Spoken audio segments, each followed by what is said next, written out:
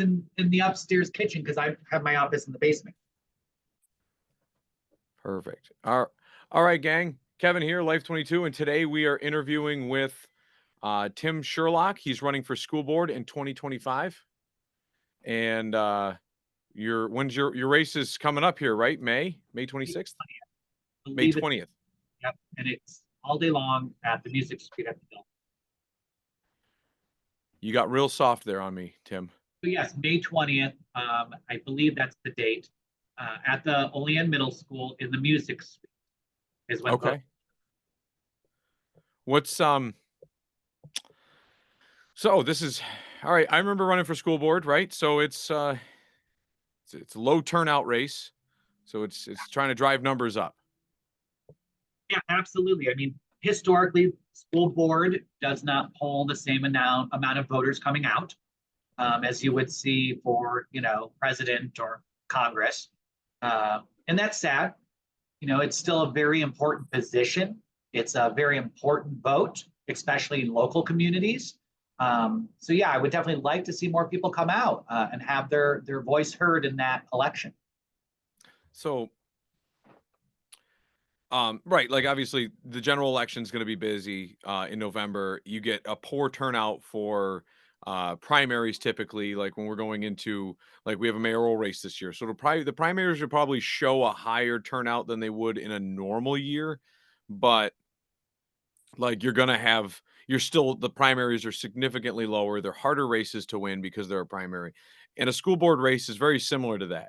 You're going to get a lot of teachers voting. So if you don't have the will of, like what I learned running for school boards, if you don't have the will of the teachers, if you don't have the union behind you, or you don't have a massive movement working in your favor, like it's a coin toss. Absolutely. And I mean, we have the other dynamic that this year's a budget vote. We also have the teachers contract negotiation is this year. So those are other dynamics that make it a little bit more of a boiling pot, if you will, and have a little more attention brought to it. Right. Okay. And that, and that, I want to say that's what happened when I ran. What was it? Geez, I'm going on 4 years. So that was, what are they, 3-year contracts? So they're 5-year seats. I meant the union contract. Oh, union contracts. Yeah, I think so. Yes. Right. So that would make sense that they're coming up. Yeah, they're 5-year seats. What are there? There's 9 seats? 9 seats total. This year, we actually have 3 seats open. So you have Kelly, who has decided not to run again. Her term is done. So that's a 5-year seat. Then you have 2 vacancies that were made by the resignation of Mr. Farnham and Mr. V. Respectively, I think one is a 3-year term and the other one is a 2-year term. And whoever gets those positions would then have to run again. Gotcha. And then, so they take that and they do that by low vote getter, I believe, right? So if there's like an opening that's a shorter term, like a vacancy, to fill out their term, they would just give you like, hey, you took 3rd place, you're getting the guy who has a 1-year spot versus the 5. So, absolutely. Highest vote will get the 5. Second highest vote will get the 3. The third highest vote will get the 2. Okay. And so, so it's a spicy year, right? Now at first we had, we've got de Blasio. Is it Ryan? James Ryan? Ryan de Blasio, yes. Okay. And then he was coming on. I saw him kind of blowing up the scene. He's been very vocal on Facebook. Absolutely. I've seen Tracy Lynn. She's been there, but her presence isn't as great as, is in your face as de Blasio's is. Yeah. And then you threw into the race, and now we also have what we call them, the Young Sisters. Well, so you have former Senator Kathy Young. You have Aubrey. I can never remember her last name. Is it Malik? Malik, and then Alex Kelby. They're a 3-person kind of running together as a group. I mean, technically, you can't run on the same ticket, so each one of them will have to earn their own votes respectively, but they are running jointly. Right. Which is more of a tactic and less of a formal thing, right? So it's more of a, right. It's just their campaign strategy. Right. Oh, absolutely. So, are you worried about that? I mean, Kathy Young's a pretty heavy hitter, so to kind of anchor your boat to hers. Well, I'll say this, it's smart, absolutely. Um, I think that each candidate who has thrown their name into the race, we all bring something very unique to the team. I think we all, on our own merits, have something that would be beneficial to the school board. As Okay. far as your question, am I worried? I don't view this as a popularity contest. I don't view it as a political race. It's not about winning or losing, right?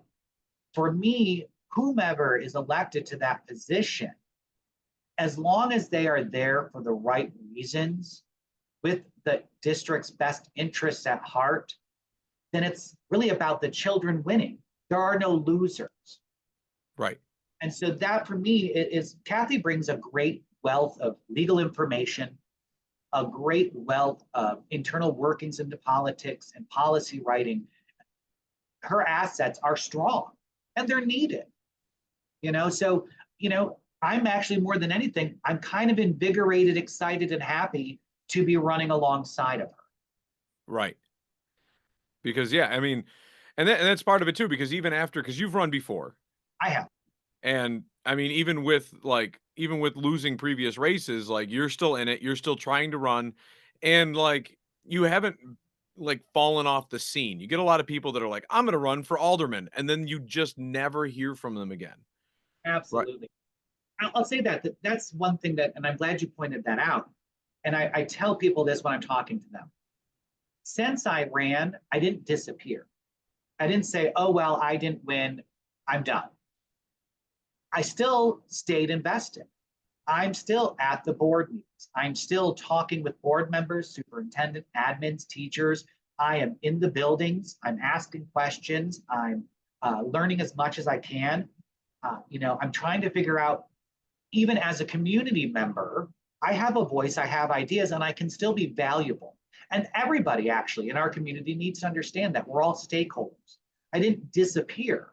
I've been active and I've still remained there. And I tell people when I'm asked, well, are you here for the long haul? One of the questions is the longevity. It's a 5-year term. It's long and it's a lot of work. Yeah. Are you going to stay? Well, here's the truth.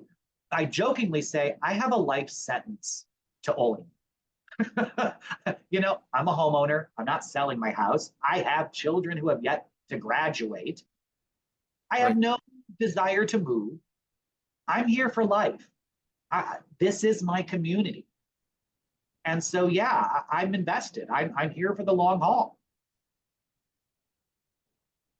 So I mean that's a refreshing approach because a lot of people don't talk about that. They're just and they also don't talk about the commitment because and I don't think a lot of people realize the commitment. Like I've had conversations with Kelly and she's not one to miss a meeting, if she's a committee chair, she'll be there.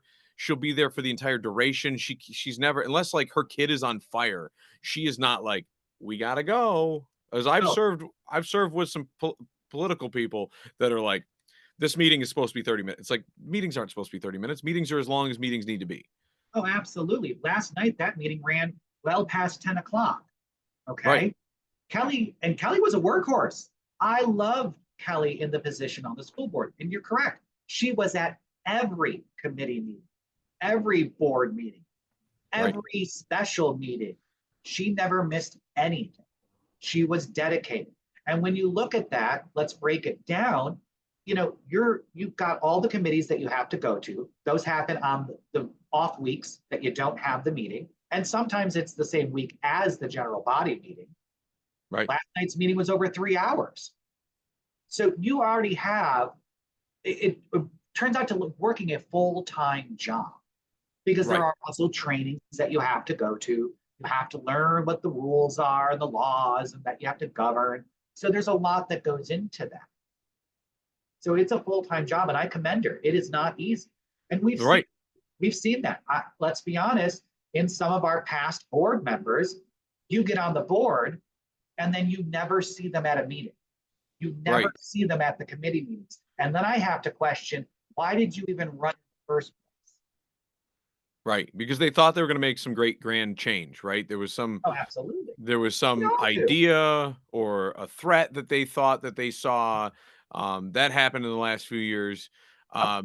And it's one of those things, and then you realize when you get on some of these, like, it's very incremental change, if any, that you can make. A lot of these things are bestowed upon you from the state. So, I mean, and it's a thankless job because you get the people up there trying to point, and it's your fault. What's going on with my kid? Oh, and absolutely, right? And let's talk about that. We have situations. I'm a parent. I want the best for my students in this district. What does that mean? I want the best education that they can get. I want the best services. I want the best supports. I want my child to feel safe and included and valued as a human being, right? Well, there's also always going to be problems in every district. So what we get sometimes is are people coming up and saying, "You're not doing this." Well, oh, I'll take that, and I hear you, but I want to ask, let's go through the process. Who have you talked to? Since I didn't win, part of what has happened over the last few years is I have community members who will come to me and say, I have a problem with the district. What do I do? So I walk them through the process. Have you spoken to that school's guidance counselor and administrator? Yes, I have. Okay, good. We did that. Nothing happened. It was terrible. Okay. Now I want you to go the next step, which would be their supervisor or up to the high school level. Nope, nothing happened. All right. Now you're going to talk to the superintendent. All right. Nothing happened. I feel that I wasn't. All right. Now you are going to address the board. We follow that process. Does it work perfectly? No. If it worked perfectly, we wouldn't find ourselves in the positions we constantly find ourselves in this district. And I mean, that's there's so much that's like that goes on with these communities of ours, and then like and the process you have to follow, and nobody understands the process, regardless of like how much people think they understand it, right? Like I used to be a teacher and I did this, and it's like, yeah, but like so there's teachers that don't even deal with like the administration. They don't ever have to get up that far. They never have a problem. And so now all of a sudden they're out, maybe they want to run, it's like you've been so far back from the problem. And it happens in every organization, right? Like the city's got people like that, the county's got people like that. They don't follow local politics, they don't follow county politics, but some of them work for these municipalities and whatever, and they no care in the world. So if you were to like, hey, you used to work there, you should run for such and such. And Exactly. And that brings me to part of my platform, right? That's something that is the fault of the district. How do we disseminate that information? Is it easily accessible to our community members? Is it written and presented in such a way that is easily understood and followed? That's the responsibility of our district to do. And how do we disseminate? Well, that's another part of my platform. We used to have our YouTube, much like the Common Council does, air our meetings. They did away with that, many reasons. I want that brought back. We should be open and transparent in what we're discussing. We have people in our community who are mobility impaired that can't get to these meetings. Let's be honest, many of our parents are single parents working 2 jobs who can't just stop working to be at the board meeting, but they can watch later on their phone. Or maybe they're home with the kids and they don't want to drag the kids up there, but they can pop that YouTube video up live on their phone while they're washing dishes or cooking dinner. It's about that accessibility piece that allows them to stay informed. And it's how we present that information so they know where do they need to go when there is a problem. right. No, and you're not going to hear any argument from me. I was a big advocate of it. I pop earbuds in, and while some people are listening to music while they work, whatever, I will listen to podcasts. I'll keep up on news. I'll listen to books. I catch up on every common council meeting, whether it's, early in the morning to late at night, like I'm usually listening to something. And I've become a real audible learner. Like when I'm working on something, I need to see it. But when I'm listening to a book on theories and whatnot, I can listen to it because an idea is not something usually you can see. So it's one of those. But the I usually man, I miss listening to the school board meetings because you could hear some of it had drama, right? There's always Yeah, drama. You get the public comment that's been like the Common Council's got a ton of it lately. And I'm sure there's some that happens down at the school board, but I haven't seen any of it in what, 3 years, 2 years? absolutely. We all have that. And you call it drama. And for me, I love that our community exercises their free speech.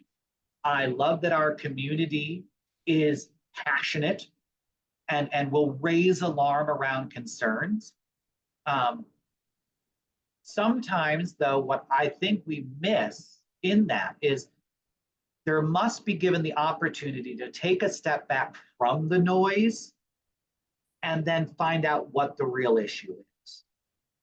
And Right. we need to be more focused on that, absolutely. But I love the involvement of our community. I spent a lot of time in general. You and I know this. I see you out all the time. I'm a big people person. I love talking to people. But since it, I've never been accused of, oh wait, yeah. but for recently saying I'm going to run, I've made a more concerted effort. I'm out there talking to people, and I love it. I love the different perspectives. I love the different ideas that are brought in that, I didn't see things quite that way before. It also allows me to see how the policies, when they're in practice at the school board, when we are utilizing policy, procedure, the matrix, and I'm watching how these consequences are, or how these different interventions are working, and I'm hearing from these parents the impact it's having on them. That gives me that firsthand knowledge of what we're doing well and what we're not doing so well. Right. So I guess I want to get back to the point where we did talk about, like I did mention the word drama, right? So so when I was running, there was there, and even afterwards, there was a whole like mosh pit out there, like both sides, and it almost seemed as polarized as like the national stage, right? You had a bunch of Yeah, people up there, you know, we don't want, we there were you had more of the right wing side up there. You had like, what was it? Sean Overfeld was coming up to the school boards. Joel Witcher was still an assistant principal at the time, or a principal at the middle school. yeah, And and then you had like the what was it, what, like WTH hair essentially down there. yeah. Um Leo and it was one of those things. It's like, and you see all these people and everybody's polarized, and it was two different sides and it was split. And so during that time period, it was like a mosh pit. Like it was like, pick a side. What side are you on? People are intermingled. And like, to tell you the truth, and I've just been speaking with you recently, like there's a lot of people out there, probably people that listen to this podcast, that like lumped you in with like I want to say Leo is pretty far left. I used to think of myself as pretty far right, and I'm realizing I'm actually somewhere between right of center and I wouldn't say far right, but I would say I'm closer to right of center than anything else. But then it was like one of those things. A lot of people lumped you in to far left extremism, and And here's my take on that, because I remember that time, right? And that goes back to that point that we were talking about, understanding where your battle really is. Okay. right, And the biggest issue there was people were arguing things that were of a state and federal law level, had nothing to do with the school board. Okay. right, Those pieces. And so to that point, you know, we have to stop and know your battle. There are only right, certain things that the school district can and can't do, right? And there are laws that they must follow, whether you like it or not. And right, it doesn't have to be a right or a left thing. This is the beauty. The school election for school board is not supposed to be, in essence, political. We know politics isn't everything we do. So let's get to the real issue, which is when things are polarized like that in those incidences, and like we see now, for me, the important piece to look at is to say, where is the middle? It's not about Republican values or Democratic values. It's about where can the two opposing ideas meet in the middle to come up with the best possible solution that's in the best interest of the children that we have taken an oath to serve.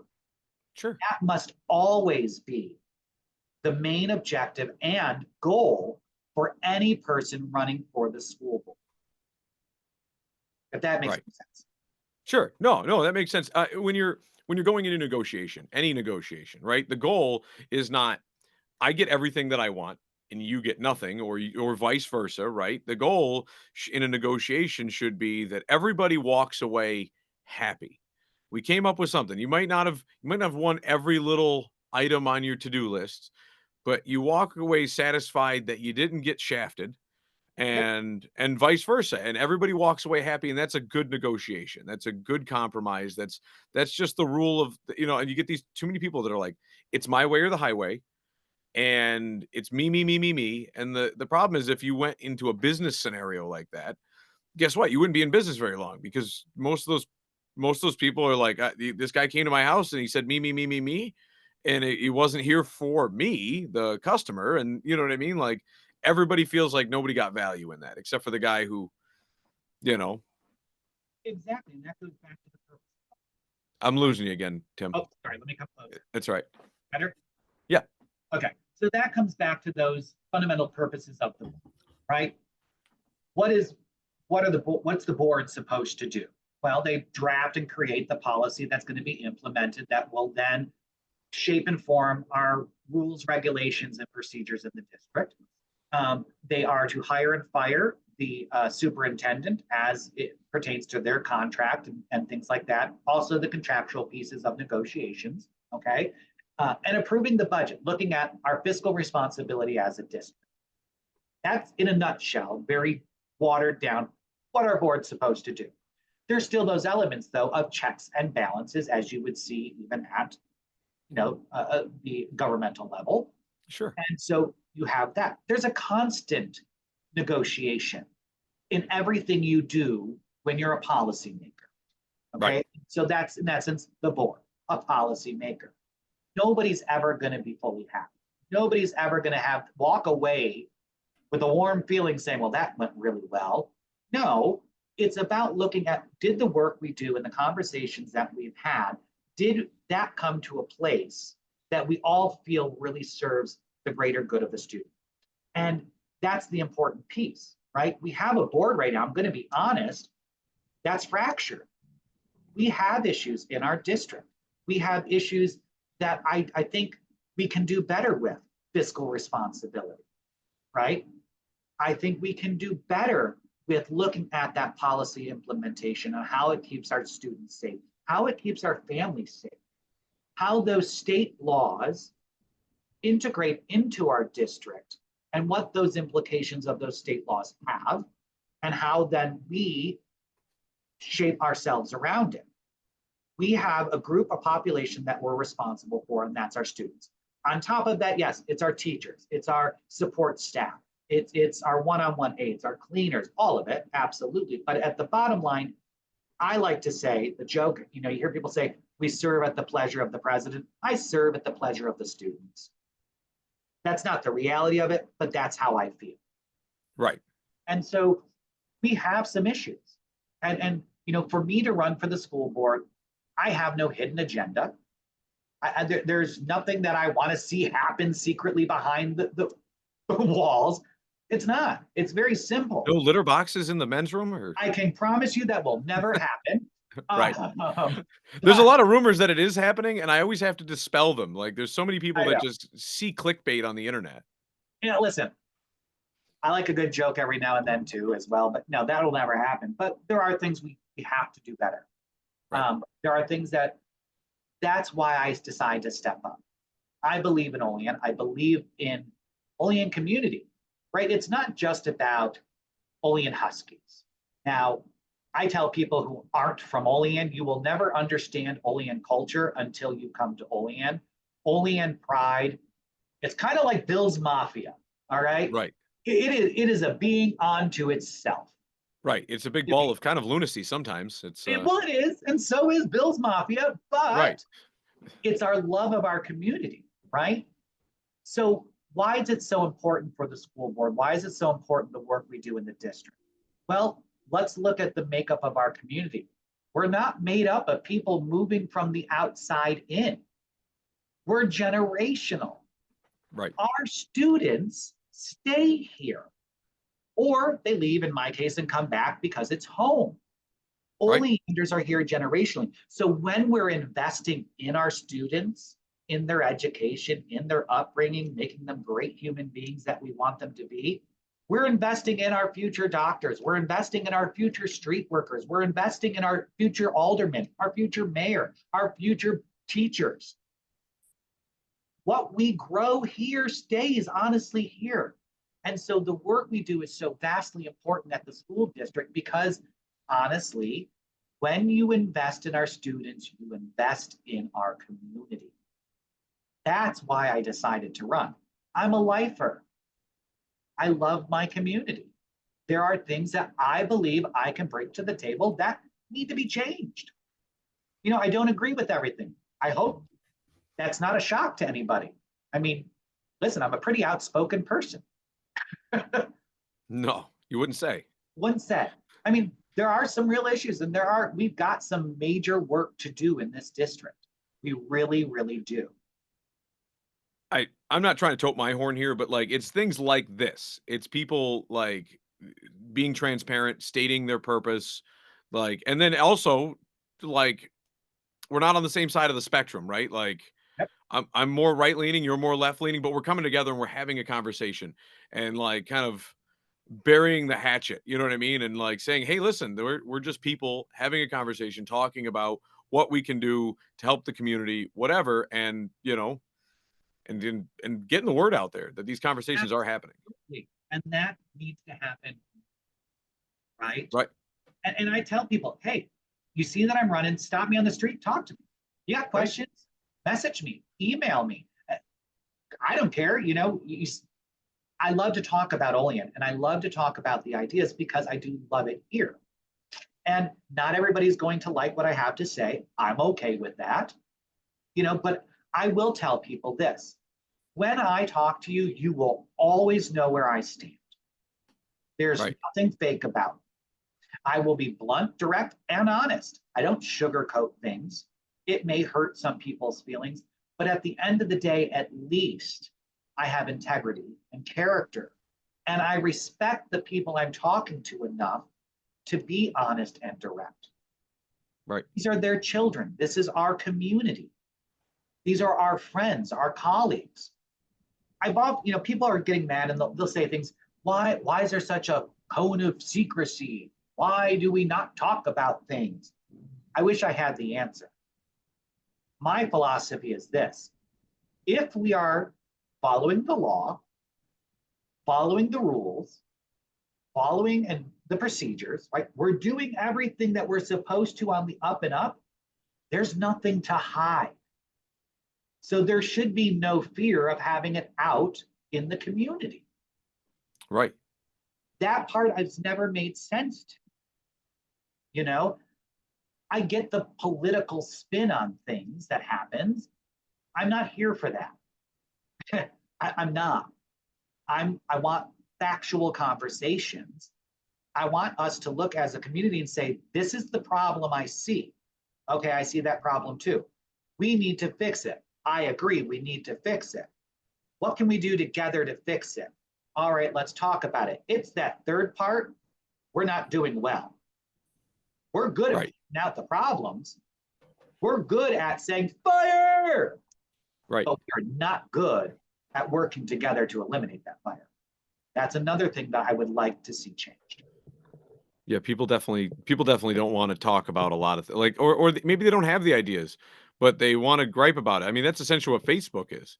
There's not a lot of people with bright ideas on Facebook. They're just pointing out problems.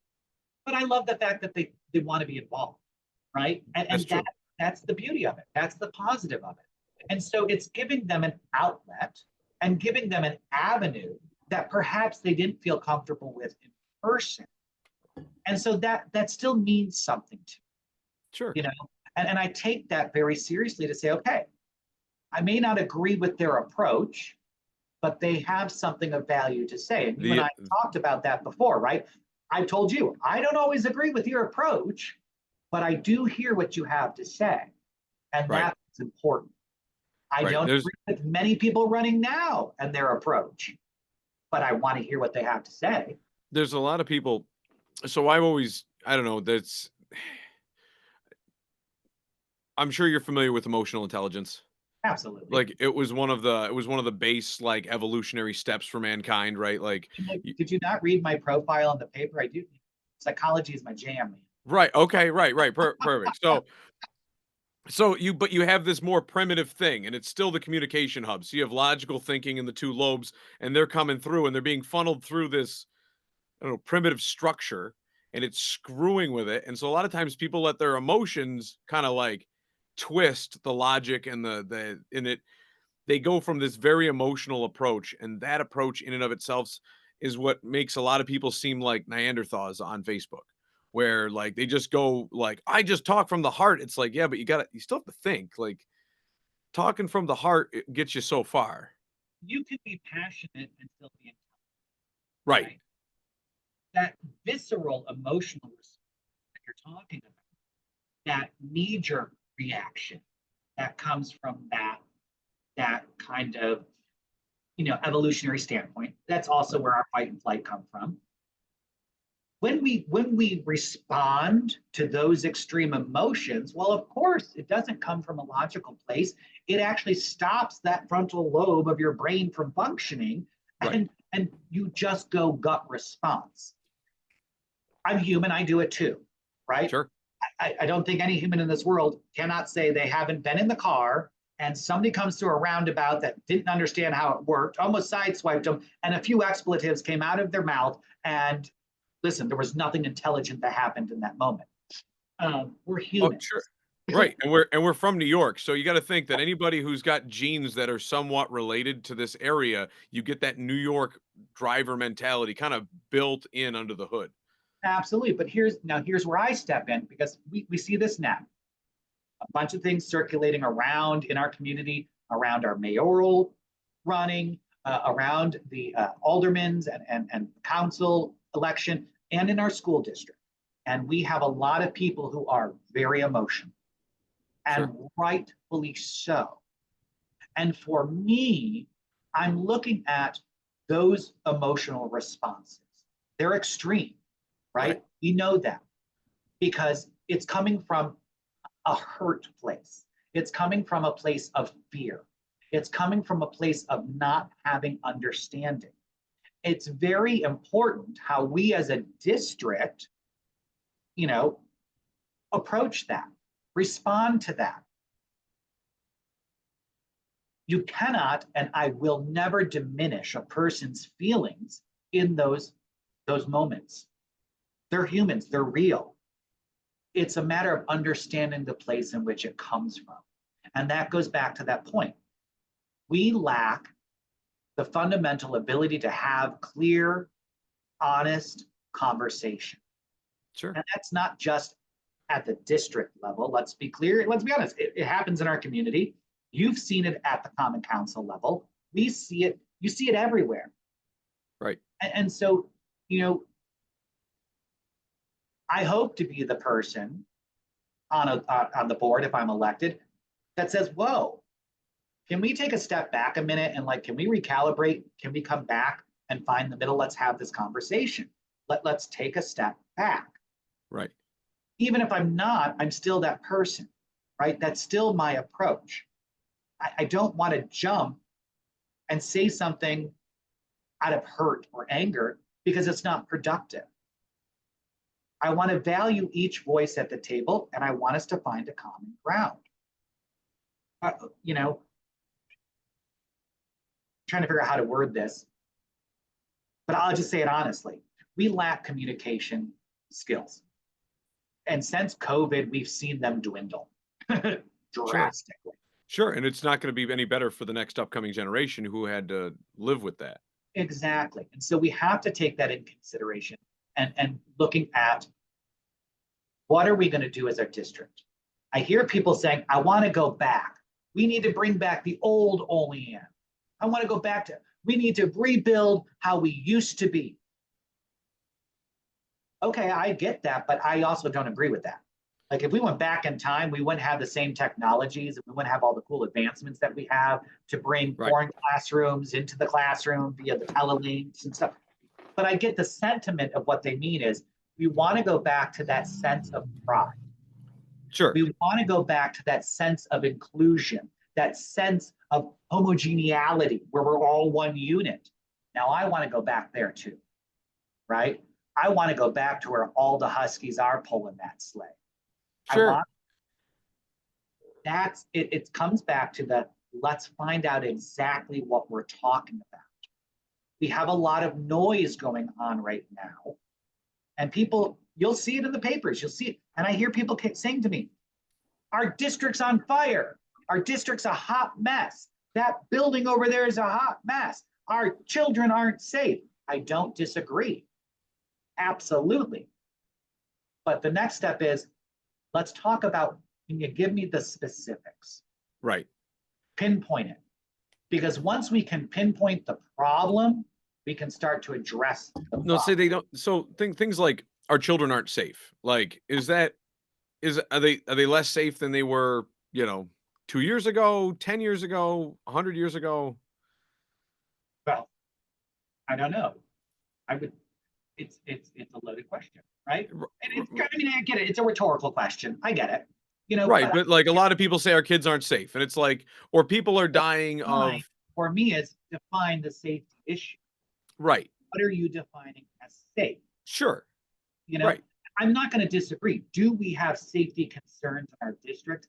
Absolutely. Like, right, but we don't have the safety concerns we did in 1974. No, listen, we're not playing nuclear bomb drills anymore. Right, we're not doing well. I was going to say pre, I'm sure they were doing that too, but I was getting at more of the point that like we were one of the homes of one of the first school shooters. Yep. Like 1974, like it was Tony Barbaro. And yeah, and it's one of those I remember reading about it. Right. Well, my dad trained the kid on the rifle team because the Olean had a rifle team. Yes, we did. It was a sport. The kid was a little, emotionally unintelligent, like he didn't know how to handle his stuff. He, but it was one of those things. It was like my dad graduated 2 years later. He's home and he got interviewed and he's like, I'm glad that you actually use that as an example because you're right. How are we defining safety in our schools? But there are concerns. You brought up mental health with that individual. Yes, there are very real mental health issues in our district. So what are we doing to combat that? How are we giving those services and those supports to our teachers and to our students? Right. Those are the types of conversations and questions we should be having, right? Sure. Where are our trained licensed counselors in the schools? Where are our social workers in the schools? Where are our behavioral workers who are trained on behavioral modifications that are training the teachers? I can tell you they're not there. I can tell you they should be there. I can tell you that is something that should be one of the main objectives of the board and building those expenses into the budget. They're a needed resource that keep our children safe. Their mental, social, and emotional growth is just as important as their academic. So there's another point of a conversation that I'm not hearing being had that we need to have. So like, I guess, and then there gets part of some of the issue is like, what are schools designed for, right? Are we supposed to be emotionally raising kids or is it STEMs? Because to me, I'm a little government guy. So when government's doing education, I want them to be teaching them science, technology, math, like all the important things, right? But like reading, what I mean? I want them to teach them things that maybe mom and dad at home are not as secure in. Mom's really bad at math, and actually so is dad. So now we rely on a teacher who is very proficient in math. Absolutely. I don't disagree. But to your point, let's look at development, because you were talking about that. Sure. And early childhood development, I get, like kindergarten, they're playing with blocks, they're understanding shapes. I get Let's some of that because it talk about builds. high school, okay? Our older children. You know, we're talking about, should we be teaching emotional stresses? Should we be teaching balancing a checkbook? Should we be teaching? For me, you cannot. And I think it is just a disservice and honestly just lunacy to look at a human being and how we educate them as animatronics, right? Only you're going to turn off all your substance that makes you a human being while you're in school for 8 hours a day, and you are going to be able to sit and just focus on the knowledge that is going to be gifted to you by our teachers. Now, Sure. you Well, students, right? You have students who have very serious, let's take an example, ADHD. You have students who are special education students, right? Who are in gen ed populations. Our students are interacting with this melting pot of differences. Our students are having sometimes their new boyfriends and girlfriends. They're learning how to date. They're learning how to make friends. And let's sure. say friend structures, they fall apart. Now they've got these emotions, right? We deal with them in the moment. It's not that we're taking over teaching in place of the parents. It's a supportive thing, right? Hey, this happened at school. Here, Johnny, here you go. Hey, mom and dad, this happened. Here, Johnny, here you go. But to your point also, you can also make the argument that mom and dad aren't good at math, right? Aren't as proficient. That's why we have a math teacher to teach those things. What if mom and dad aren't emotionally stable? What if mom and dad suffer from mental health conditions? Right. Which gets to a more of a grandiose issue of society as a whole, because there's a lot more people that are emotionally unintelligent and causing those problems to perpetuate in their own kids, right? Or other That, problems at home. again, that's the beauty of why our districts and why public school systems are so important. You're looking at a microcosm of life, right? Everything that happens in society, just about any interaction, any type of thing it's gonna happen in this contained world that these kids that we grew up in at one point as well. Sure. It's where we're gonna find autonomy. It's where we're gonna find those Maslow's hierarchy of needs, right? It's how we're gonna define where we stand in the world. And everything that we do in this microcosm of school actually will relate to the macrocosm of the world. And so when we're invested, when we're looking at the entire map and saying that education is more than just academia, but it also encompasses these other aspects of human development, when we are teaching the whole picture, right, then we are better suiting our students and our children when they step out of those doors and across that threshold, how to walk into that real world. Sure. And that's so I know I sound like I'm on a soapbox, but it's why I'm so passionate about what we do as a district and what we do in our schools. I mean, and technology also is feeding into that, right? People are Oh, looking at screens absolutely. all day. They're not outside touching grass. They don't get to interact with other people in person. And it becomes this big thing where like people are also incentive driven. If there's nothing but like that's why people hate public speaking, right? It's the number one fear. And that fear of like sometimes you almost regress, right? Where like kind of like as people become elderly, they become agoraphobic. Yeah. Yes, agoraphobic. I always screw that up with arachnophobia. Yeah.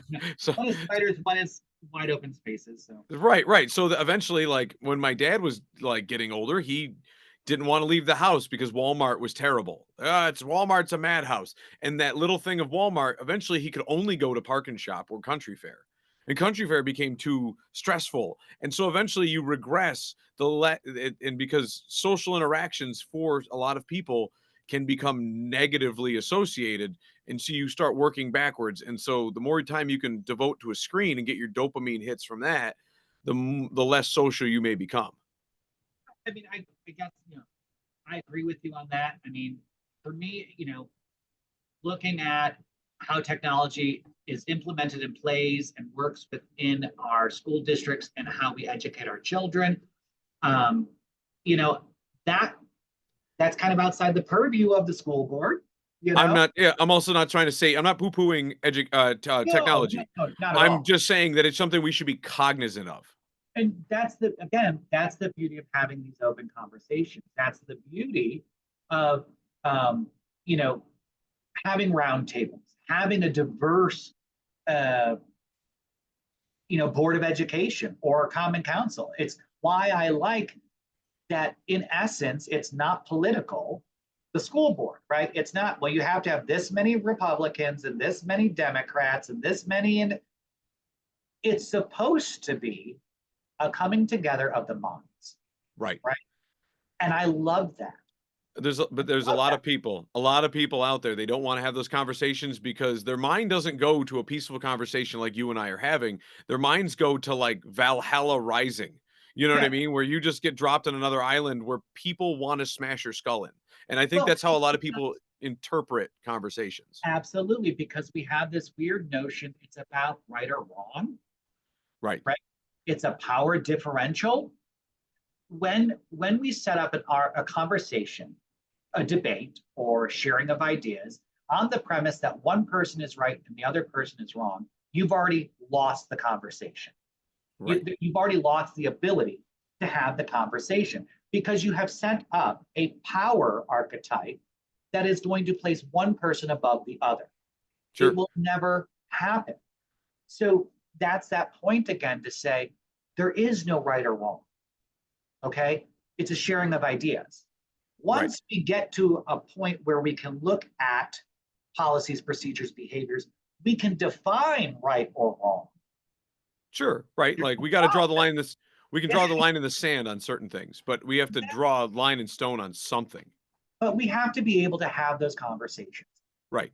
And that's been my whole premise in running for school board or even in everyday life, right? There are the one phrase that makes people so angry, and I don't get it, is we can agree to disagree. I like that phrase personally, right? I do. I am not opposed to that. We can agree to disagree. I'm neutral on it. Yeah, I like disagreements. I like agreements, but I also like the sharing of ideas. And at some point, my core values aren't going to match your core values, and that's okay. We don't have to agree on those core values as long as we can still come to the middle, have those conversations, find the common ground to find solutions. We need in this district to find solutions. We need to temper down the hostility. We need to temper down the emotion. Excuse me. And we need to find solutions and practicable solutions. We have to make sure that what we are doing has the best interest of every student and the district as a whole, longevity-wise, in the long term. You can't make a quick emotional response to every situation because you're going to end up with really bad decisions each and every time. Right. Right. And nothing's going to be fixed. You're just putting a Band-Aid over everything that pops up in front of you instead of stepping back, having the conversations and figuring out where the bleeder is and then fixing the bleeder. Right. And so our district right now needs that. It needs a cohesive board that can discharge their duties effectively. We don't have that.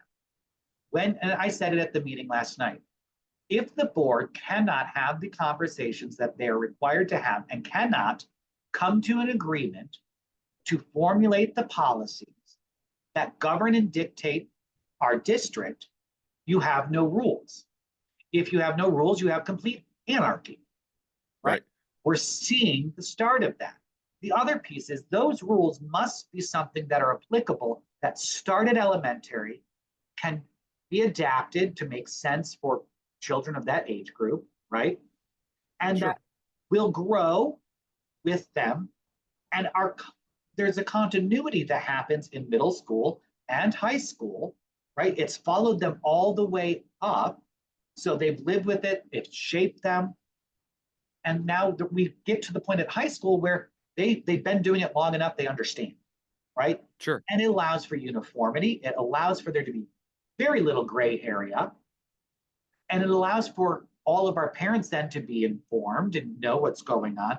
But when we only half-ass the job, well, you're going to get a half-assed outcome, and it's going to lead to major problems. And I think that's part of what we're seeing right now in the district. We have an amazing district, but we have very serious issues. There's no denying it. But the issues that we have are not unique to just Olean. They're the same issues we're seeing in other districts, either on a larger scale, smaller scale, but they're there. And you're seeing it nationwide. We have issues with drugs. And anybody who says our schools don't have drugs in them would just be silly, right? Let's be honest. It's like being back when you and I were in school and saying, none of our students smoked cigarettes. Of course they did. Yes, they did. They exactly. Sullivan and Fourth, they were always at the corner with trench coats. So we have a drug issue in our school. We got drugs in. Okay, right. We gotta have conversations about do we have the hard drugs that people like the homeless are shooting under the bridges? Like, do we? No, I don't believe so. I have not. Kids aren't sneaking into the bathroom to like shoot up between their toes and any of the crazy. Absolutely. We've had incidences with drugs and marijuana and things like that, but all the same, it's still an issue. Right. My middle schooler, she had to bring a clear plastic bottle to school as a water bottle because they won't let you use stainless because kids are sneaking alcohol. And I'm thinking to myself, like, I remember being in high school, vodka is clear. Like, where are you guys coming from? Well, but there you go. Let's have those conversations around that policy and what was the rationale, and is it something that we can improve on, or does it need to be tweaked? Sure, because like me and go ahead. I was gonna say, me and my wife have been discussing like, she's been a Teflon. She grew up on West Green Street, so she's a Teflon coated pan fanatic, and I've got her switched over to stainless steel or cast iron. Like we're slowly making these changes. Like we've been doing a lot of research into microplastics. So we were talking about switching over to glass and stainless. And well, they've already outlawed glass bottles at the school. You know what I mean? You can't bring glass bottles in. And now that we've switched her to stainless, so then all of a sudden you can't bring stainless. So now our daughter's back on plastic. So there is an issue there that I would see. It's not a huge issue. It's not safety of the students, like short term. But that goes to that heart of, hey, come up, ask the question. Let's show you the policy. Let's have a conversation. I'm going to explain to you why. Let's say I'm on the board or whatnot. Hopefully somebody's explaining to you what the rationale was for creating that policy. Maybe you're going to bring something to the table that might improve that policy or need to change it. That's what we need to be doing, right? Right. Also, it allows our community to be informed and to understand what's going on. We have those issues. For example, I don't like the policies that we have written around bullying. I don't like the wording zero tolerance. Define zero tolerance. Right. It's a nice catch-all. Like it is. And so for me, when we draft policy or rules, it is imperative that it is clear and concise. Because if it's not, how are you going to enforce something like zero tolerance? There's a fight at the school. Well, that policy says we have zero tolerance for that. Okay, that means no chances. So we go to the matrix, goodbye. Well, that's not entirely true because now we want to have a teachable moment. We want to understand what the precipitous was for that fight. Maybe there was something going on where this person has some abuse issues. Well, then that's not zero tolerance. Right. So that's very important to me. I don't like wordsmithing things. So right. I got my fair share of fights in high school, and it wasn't like usually I said something and somebody reacted with that unemotional, intelligent response of trying to strike me. Yeah. My grandfather was a boxer in the USO shows. He was in the motor pool, and they'd bring him out to spar with the USO fighters, and he taught my dad. My dad taught me. So I was always a pretty good striker. And so when kids would come at me, I'd bob, weave, and I'd cold cock him. And it was like, hey, he's coming at me in a threatening manner. I'm defending myself. And the school says zero tolerance. And I had to do community service with Sally Ventura over at the Head Start a couple weekends in a row or a couple of weeks. And it was like all because small Paul at the time had come at me, you know, Yeah. and And there again is that why it's so that we write the policies, right? right. And how it's interpreted, how it's enforceable. I don't know if you remember when I ran the first, I ran on, and I'm running on very much the same type of platform, right? I Because you ran pushed, right after I ran, right? I did, yes. Okay. And the same thing that I had asked to be done years ago. So let's point this out. Years ago, when we had all this mayhem going on, Right. my biggest push was advocating for stronger policy, understanding the rules that were implemented, urging the board to be unified in what they were doing for as our district, that we needed to be cohesive, that we had to have clear language. I pushed for better understanding of the rules and how they were implemented and what those implications were in practicability, right? Sure. Right. What our code of conduct was. I was on there saying again, we need to look at our special education programs. We need to start combating these things now in terms of our absenteeisms, our graduation rates. If we do not take the opportunity, because at that time, we had switched to new and gotten rid of Rick Moore, right? We were having a change in the regime. Well, here we are, 3 years, 4 years, whatever it is later, we're dealing with the same issues because, again, we are not doing the things that we should be doing. The board is not doing the work of the board. Right. And if our board is not doing the work of the board, the rest of the system falls apart. That's checks and balances. Right. So, you know, for me, I love having these conversations, but conversations are also only so good. They only Right. take us so far. The next step is saying, this is what I want to do. Now I'm going to put it into action. Right. And then Right? see how it's implemented. Exactly. It's not some great experiment, right? We've been doing this for a long time. So it's really just tweaking what's there, maybe, unless you have a major issue, at which point you might have to upend a division. Absolutely. But then here's the other piece to that, right? We have to understand, and the community, I would love for them to have a better understanding, right? Our policies have to comport and align with state and federal law, right? So there's only so much a board, let's be honest, a Board of Education can really do. We can't rewrite state law, but we can't change that. So when parents are coming at me or coming at the board saying, well, wait a minute, that's a state law, right? That's not something that we have the power. That's something that you're taking up the wrong tree. Right. But Title IX is a federal thing, right? Like exactly, great example. So those aren't conversations. Listen, you want to talk outside of school, outside of a board meeting about those things with me on a one-to-one level? All right, let's do that. But that's not within the wheelhouse or the purview of the Board of Education. So I'm sorry that you're mad that I can't engage or answer, but I have no authority there. It would be like me coming to you and saying, or going to the Common Council and saying, I want you to change Kathy Hochul's mind on bail reform right now. Right.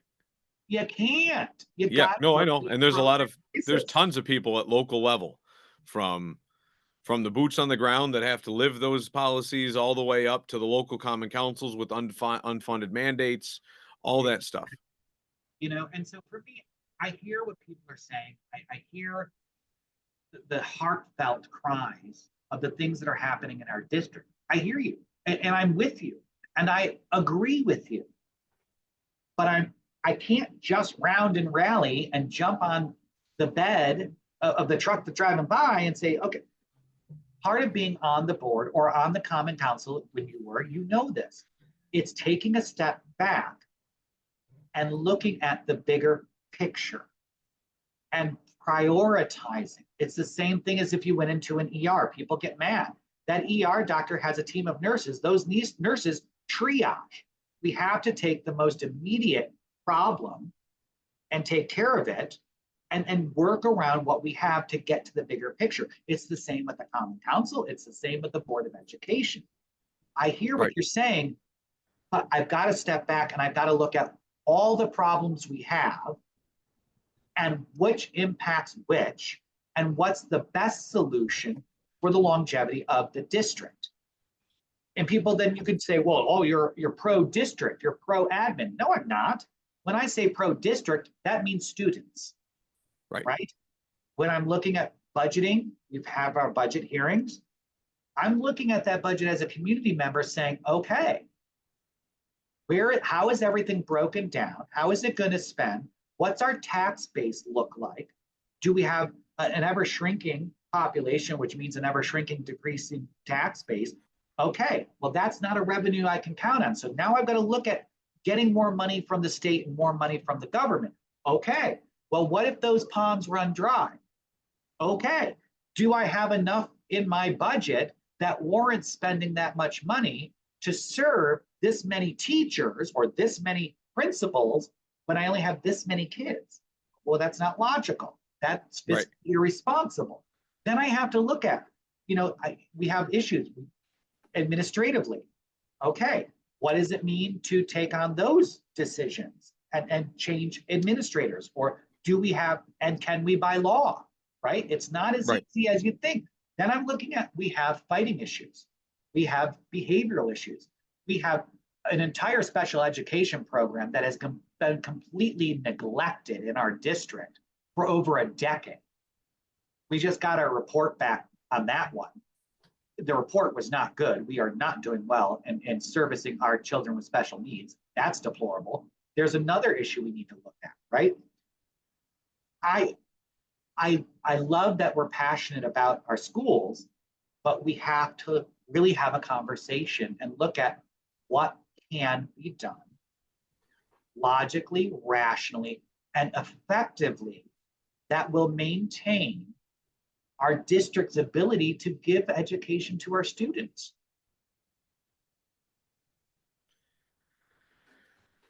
There's so much to kind of wrap your head around. So for those of you in the audience that, right, there's a lot of people out in the audience that just don't understand what's involved.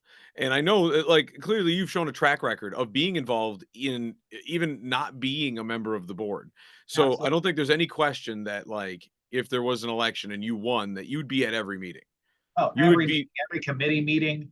You'd be a good valid replacement for Kelly Keller. Just, I take that as a compliment. Right. It's like in a dedication standpoint to agreements, disagreements, anything we've had in the past. I'm just saying, like, just your dedication to it is on par with Kelly. So we've talked about the young sisters. That's the name I just dubbed them, like, what, an hour ago. Right. What's your take on your other running? You don't want to call them opponents, right? They're not enemies. It's not good and bad. Your running mates, colleagues, right? Colleagues, my running mates, yeah. Sure. Listen, as I've said to you, I am very clear. I'll say when I don't like everybody's approach, but I don't have to. Right. That's my personal opinion. I'm going to take a step. Each person running for the school board has a reason. They also have a particular skill set that they bring to the table. They all have passion. They all have a reason for being there. They all have some really good ideas, right? And so for that, there again, I love hearing from each candidate running because they all bring something to the table. It's a matter for the community to, when they're looking at these candidates, and myself included, right? It's looking at the collection of the board and saying, can I see these people working together and working together well? Right. Can I see these people having these real conversations that are going to help my son, my daughter, my niece, my nephew? Right. Can I see these candidates? Are they there for the right reason? What are their morals, values, and their compass, right? Are there hidden agendas? I don't know. I can only speak for myself. I can tell you what my agenda is. I can tell you what my platform is. Do I agree with each one of their campaign's approach? No, I don't. I wouldn't do it that way, but I'm not them. Right.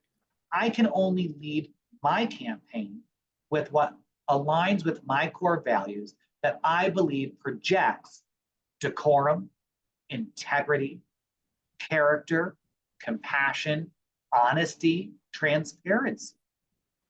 Those are things that are important to me. So that's how I run my campaign. Everything I have posted in response to things or newspaper articles, I posted because that's how I feel. I Right. make sure it's clear. I make sure it's honest. I make sure that it's factual. Right. And so there's certain parts of transparency that I don't think a lot of people get, right? Like there are like open meetings law, for example. Yep. Right. So like the common council can go into executive session for sale of real property, employment issues, whether it's, you know, staffing or whatever. They can go in for ongoing litigation. Feel like there's a couple others. I think there's Yeah. like five. Now disciplinary, there's a couple. I get what you're saying. Right. So, but transparency doesn't include like airing those meetings, Well, right? you Like still those. have laws that protect HIPAA, FERPA, and those Sure. things. Right. Especially when you have students involved, like people under Yeah. the age of 18 without their parents' consent, yada, yada, yada.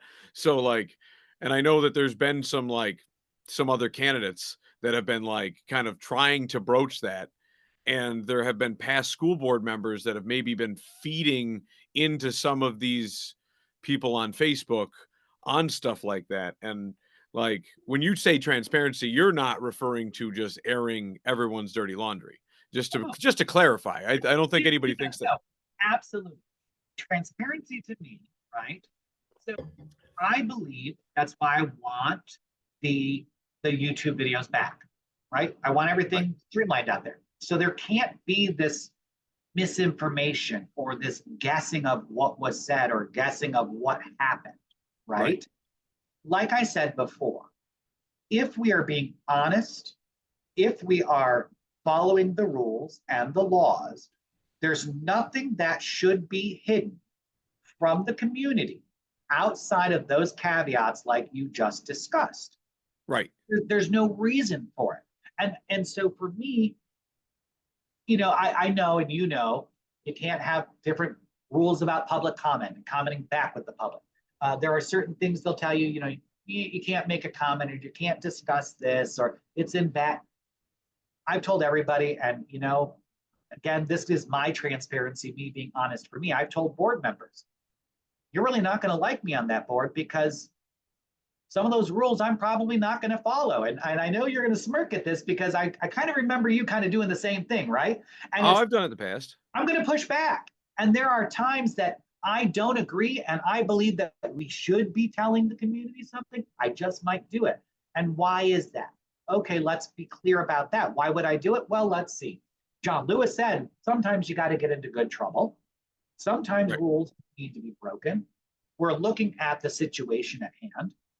Um, and does it protect the district or does it harm? Like it's going to be, I'm not going to always just caution to the wind, break all the rules, but I don't agree You're not going with to Kevin Doherty? no.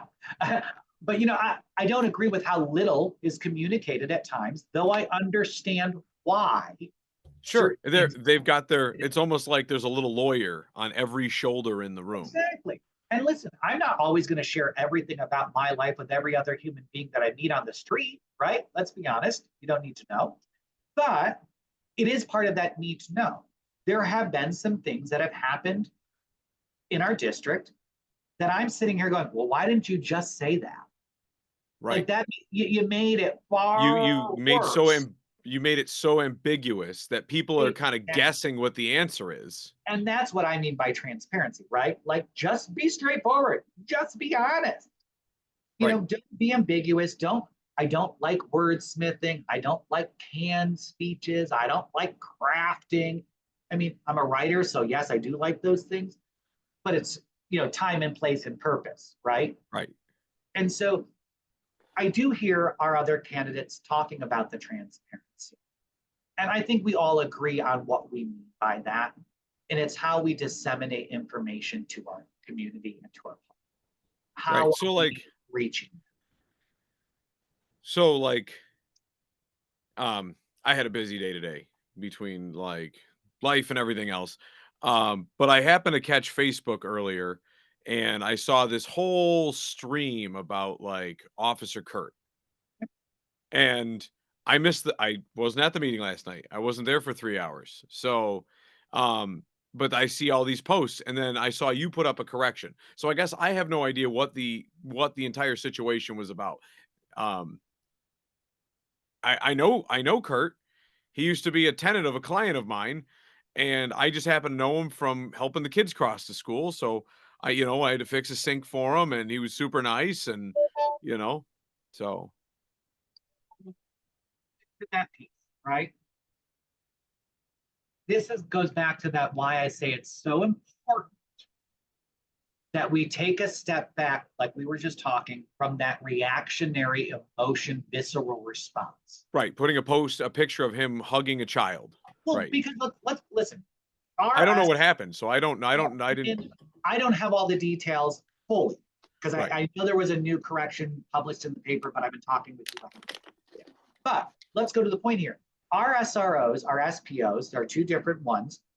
They serve an integral piece to our district in what they offer for protection, absolutely, but also in building community, building unity, building that sense of safety and acceptance. He is, and he was very loved and very good with the children in that school. I don't know all of what happened. I don't know, you know, those are personnel pieces. I'm not going to have the ability to know that. Sure. I made the correction that he wasn't fired. He was removed from his post at Eastview because that's easy to talk about. That's factual. You can look at the contracts. You can pull them up online and how that works, right? So the word fired was the only thing I was making correction to. Oh, okay, gotcha. Like, I didn't know if you were replying to another candidate. no. I like the use. I want to make sure we're being factual in what we're saying. He was not fired. He was removed from his position. He's still employed as an SPO. He can be placed in Portville, Allegheny, Limestone, Cuba, Rushford. He can work in the courts as a court officer. Yeah, he can. He wasn't fired. He's just not allowed to have that position in that school. Why? I don't know. But I know there's a lot of stuff going on at Eastview. there is, but this goes to the point that we haven't, the bigger problem we have is that there's no morale. Nobody has faith in anything right now in our district. Okay, I'm a little different. I have this weird notion of having hope that, have some faith, things will work out. I'm blind in that, fine, whatever. But that goes to the point of making sure we're not posting things, right? Because the way the proper policy and procedure will work is this. If somebody is removed from a position in my district, I'm a parent, I'm mad. I'm sad to see that he's not there anymore. Do I want to know why? Absolutely. I want to know why. Am I allowed to know why? I know enough to know that I'm not. Right. Now, if they want to share it with me, great. And I want to listen. I want to hear. I've heard bits and pieces, and I'm not going to comment on it because I don't know the whole story. That would be improper of me. But I'm disheartened to see that we've lost an SPO, an SRO, one of those integral pieces in our schools. That saddens. Absolutely. I don't like saying, well, it was this person. We don't know. And we have no right to know that, right? Sure. He was escorted out of the meeting. I was there. I witnessed it. I saw it. Absolutely. Have I demanded and said, I want to know why? There are open meeting rules we must follow. He's a community member. He wasn't disruptive. Okay. But I have faith in my school officer, in Officer McGraw, that what he did in removing him, he did by law and warranted. Right. And if he didn't, then that will be corrected. I have faith in that process. Right. That's the difference. I would like to see our community members start to have that faith in the process again, have faith in some of these people, and it's not there right now. There is no faith right now. I get that. But my personal approach is me as Tim, the candidate. being to my core values, I'm not going to jump throwing that stuff out there when I don't know. It's an egotistical thing for me too. Let's be honest. I hate being wrong and I hate eating humble pie. So I'm not going to put it out there unless I can back it, you know, Right. because all it does is it stokes the flames.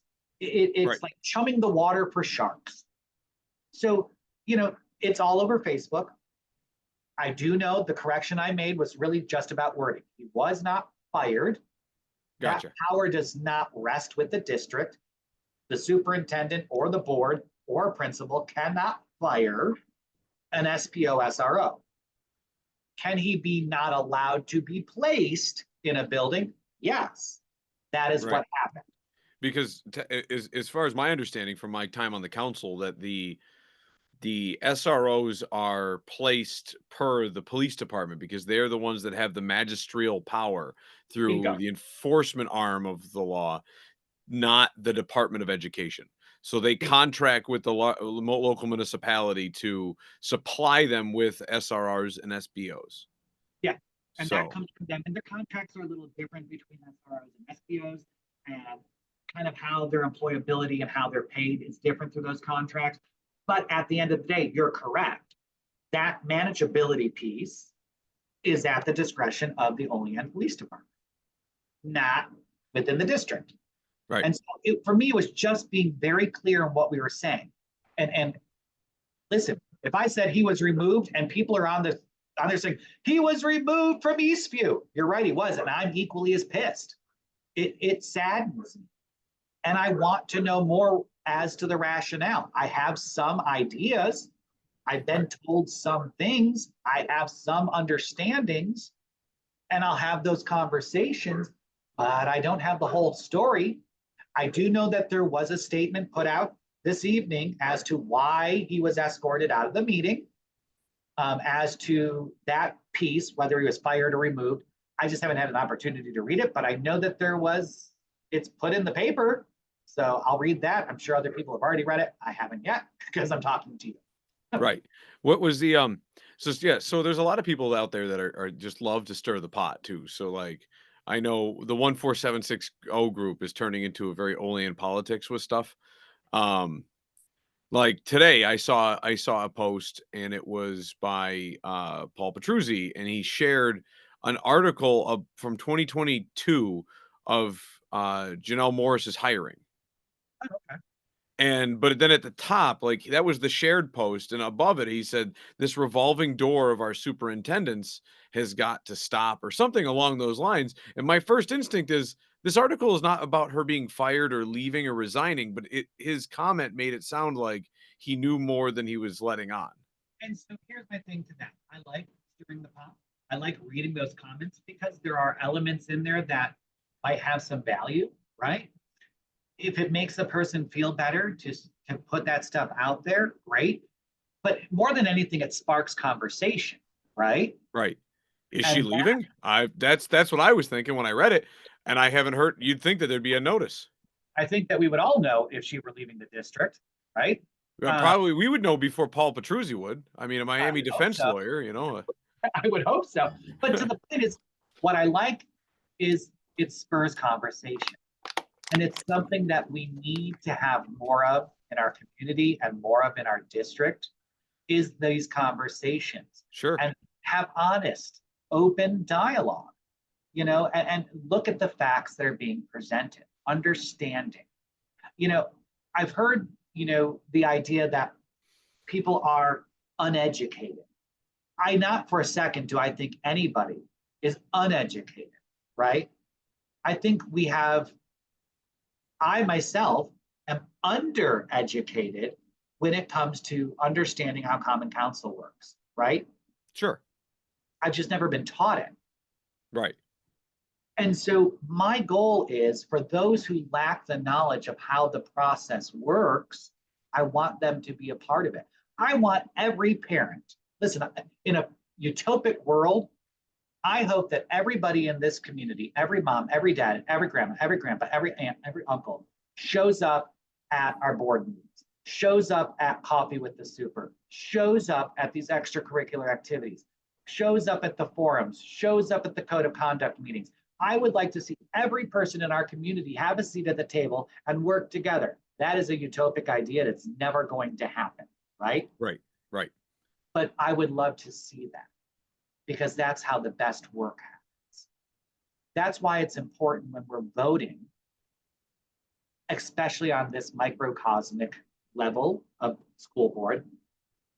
It is so important for each person in our community to reach out and talk to their candidates, get to know them. Because when you're voting for them, you're in essence saying, you're my voice.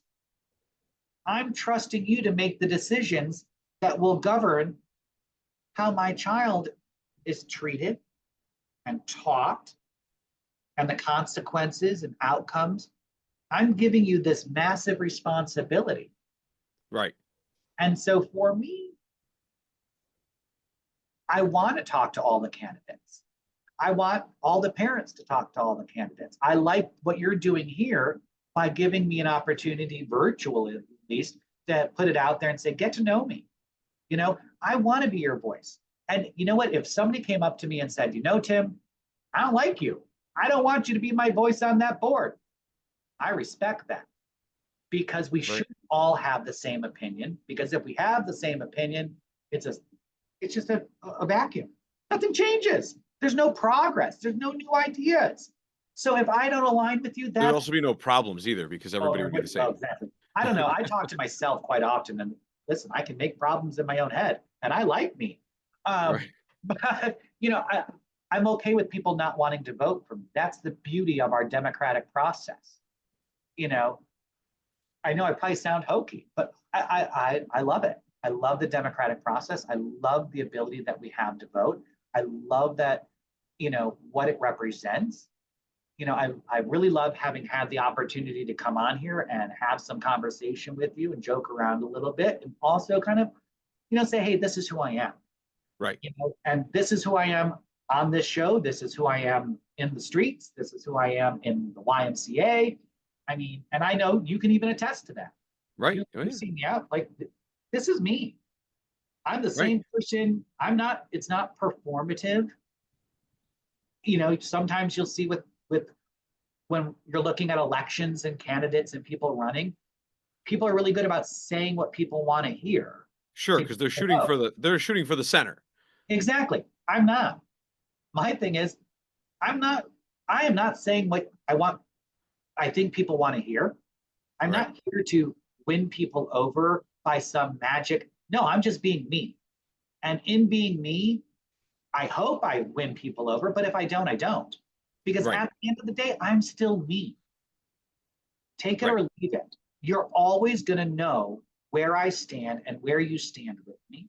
You're always going to know what my values are and where I lie if you get to know me, right? Right. Yeah. There's too many people that lean towards that.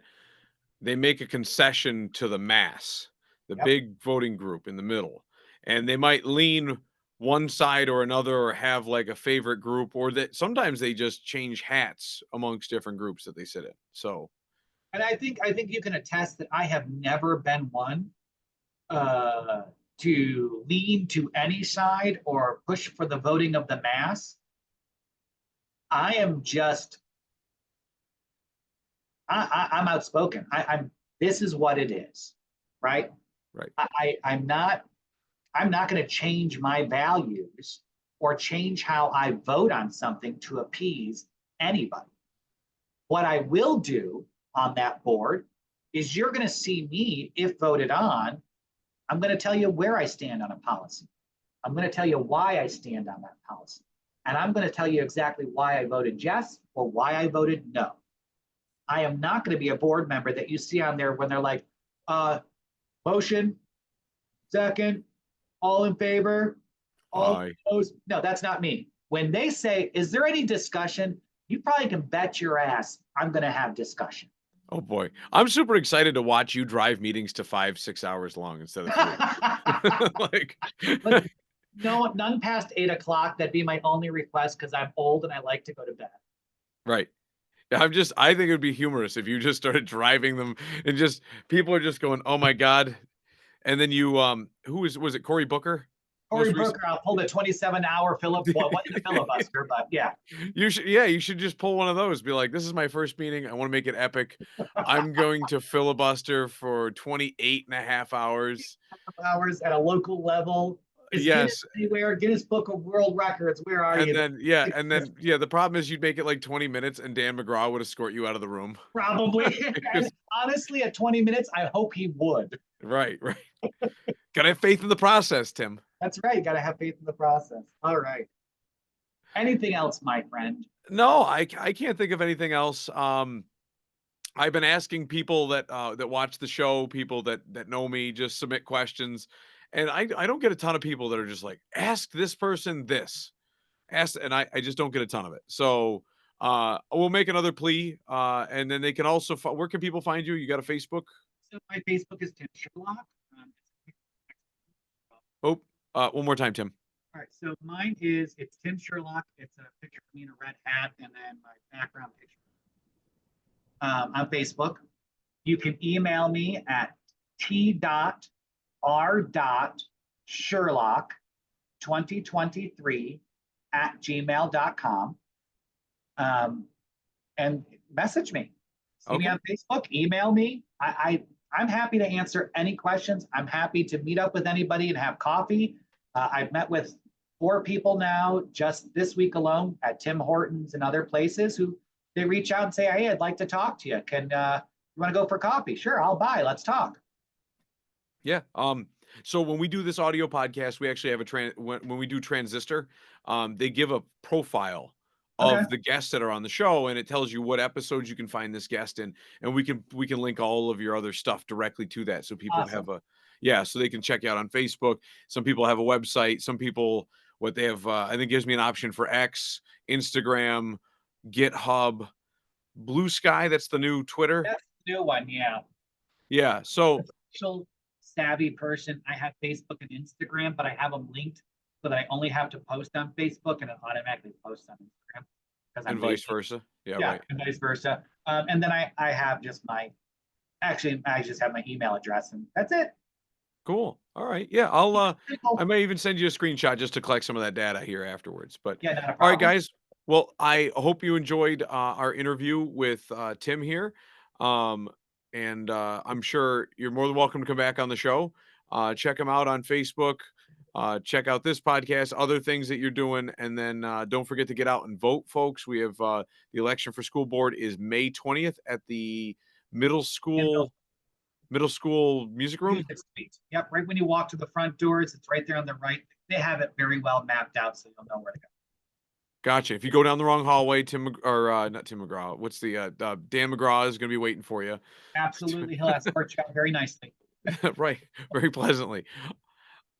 All right, guys. Don't forget to like, subscribe, and we will catch you guys next time on Life 22.